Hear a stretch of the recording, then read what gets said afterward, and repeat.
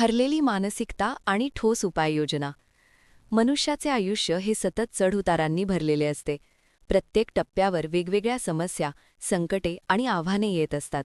या संघर्षातून काही लोक मानसिकदृष्ट्या अधिक मजबूत होत जातात, तर काहींची मानसिकता हळूहळू कमकुवत होत जाते.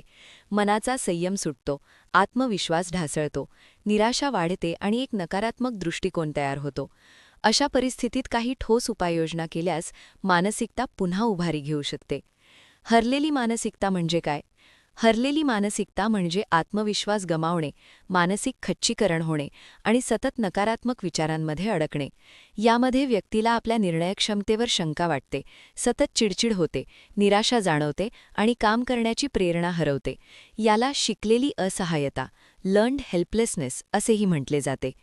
हरलेल्या मानसिकतेची कारणे. हरलेल्या मानसिकतेची अनेक कारणे असू शकतात. त्यापैकी काही महत्त्वाची कारणे खाली दिली आहेत. नंबर 1.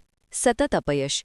एखादी गोष्ट करण्यासाठी खूप मेहनत घेतली पण अपेक्षित यश मिळाले नाही तर मनोबल ढासळते. अनेक प्रयत्न करूनही समाधानकारक परिणाम न मिळणे ही हरलेली मानसिकता तयार करणारी मोठी कारणे असतात. नंबर 2. इतरांसोबत झालेली तुलना. सोशल मीडियामुळे स्वतःची तुलना इतरांशी करण्याची प्रवृत्ती वाढली आहे.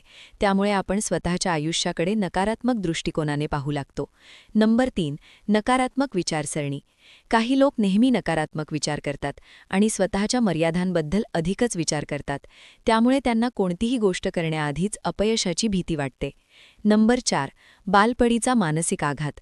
लहानपणी अनुभवलेल्या मानसिक किंवा भावनिक जखमा, घरगुती हिंसाचार किंवा दुर्लक्ष यामुळे मानसिकता कमकुवत होऊ शकते. नंबर 5.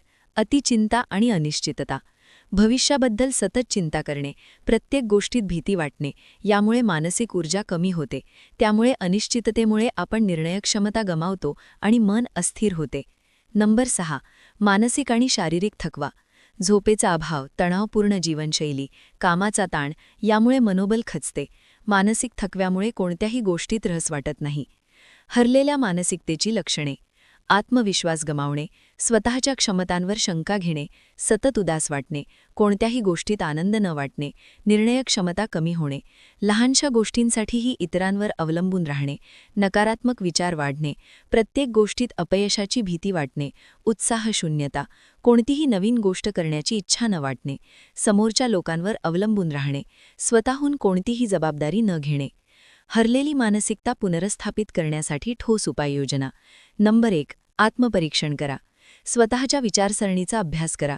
कोणत्या परिस्थितीमुळे तुमची मानसिकता खचत आहे हे ओळखा. एखाद्या डायरीत आपल्या विचारांची नोंद करा. यामुळे तुमच्या समस्या स्पष्ट होतील. नंबर 2. स्वतःवर विश्वास ठेवा. आत्मविश्वास पुन्हा मिळवण्यासाठी सकारात्मक अनुभव मिळवण्याचा प्रयत्न करा. छोट्या छोट्या गोष्टींवर विजय मिळवला तरी त्याचा आनंद घ्या. नंबर 3. नकारात्मक विचार नियंत्रित करा. मनात आलेल्या नकारात्मक विचारांना लगेच थांबवा आणि सकारात्मक पर्याय शोधा.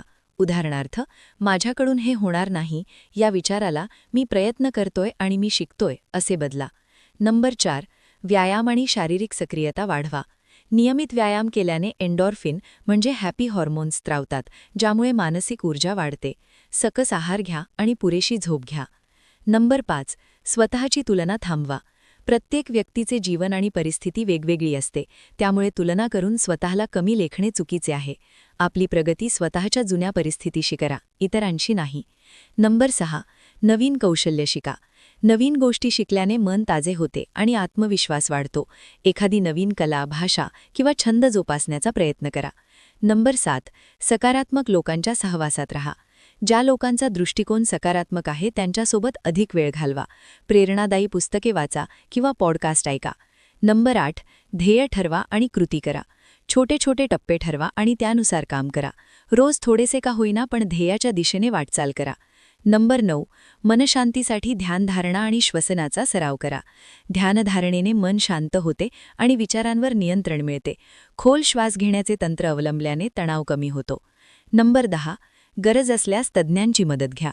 जर परिस्थिती खूप गंभीर वाटत असेल तर मानसोपचार तज्ज्ञांची मदत घ्या. मनातील भावना व्यक्त करण्यासाठी समुपदेशक, थेरपिस्ट किंवा जवळच्या व्यक्तीशी बोला. हरलेली मानसिकता पुनर्स्थापित करणारी गोष्ट. अमोल हा एक मध्यमवर्गीय तरुण होता. त्याने उच्च शिक्षण घेतले होते, पण अनेक नोकऱ्यांच्या मुलाखतींमध्ये अपयश आल्याने तो निराश झाला. त्याचा आत्मविश्वास खचला. तो स्वतःला अपयशी समजू लागला. मित्रांशी संवाद कमी झाला. सतत उदास वाटू लागले. एका मित्राच्या सल्ल्यानुसार अमोलने लहानसे उद्दिष्ट ठरवले. दिवसाला एक नवीन कौशल्य शिकायचे. त्याने ऑनलाईन कोर्सेस पाहायला सुरुवात केली आणि हळूहळू आत्मविश्वास वाढू लागला. त्याने नियमित व्यायाम करायला सुरुवात केली आणि ध्यानधारणा शिकली. काही महिन्यातच त्याच्या विचारसरणीत बदल झाला. शेवटी योग्य संधी मिळाली आणि त्याला एक चांगली नोकरी मिळाली. हरलेली मानसिकता ही कायमची राहत नाही. योग्य उपाययोजना केल्यास मन पुन्हा उभारी घेऊ शकते. आत्मपरीक्षण, सकारात्मक विचारसरणी, शारीरिक सक्रियता, नवे कौशल्य, योग्य संगत आणि मानसिक आरोग्य तज्ज्ञांची मदत यामुळे हरलेली मानसिकता पुन्हा उभारी घेते. मनुष्याने कधीही स्वतःला हरू द्यायचे नाही. अपयश आले तरीही त्यातून शिकून पुढे जाण्याचा प्रयत्न केला पाहिजे. शेवटी मानसिकता हीच आपल्या यशाची खरी गुरुकिल्ली असते. प्रस्तुत मानसशास्त्रीय लेख तुम्हाला कसा वाटला जरूर कळवा. धन्यवाद.